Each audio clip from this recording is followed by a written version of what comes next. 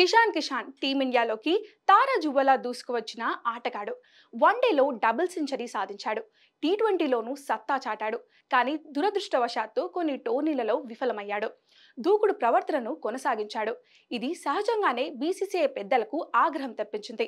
దీంతో అతన్ని central contract నుంచి తొలగించారు. ఫలితంగా అతడికి భారత్ జట్టులోకి ద్వారాలు మూసుకుపోయాయి. మళ్ళీ అతడు జట్టులోకి రావాలంటే ఖచ్చితంగా దేశవాళీ క్రికెట్ ఆడాలి. ఈ రూల్ను కిషాన్ పాటించలేదు. అందువల్లే అతన్ని బీసీసీఐ పక్కన పెట్టిందని తెలుస్తోంది. తాను విపరీతంగా ప్రయాణాలు చేశానని, అలసటకు గురయ్యానని, విశ్రాంతి కావాలని అప్పట్లో బీసీసీఐ పెద్దలను కిషాన్ కోరాడని, అలా విశ్రాంతి తీసుకోకుండా దుబాయ్ వెళ్లి పార్టీలో పాల్గొన్నారు. ఈ దృశ్యాలు బీసీసీఐ పెద్దల దృష్టికి రావడంతో ఒక్కసారిగా అతని కెరీర్ డోలాయామనంలో పడింది. దేశవాళీ క్రికెట్ ఆడాలని సూచించినప్పటికీ కిషన్ ఆ సూచనలను పక్కన పెట్టాడు.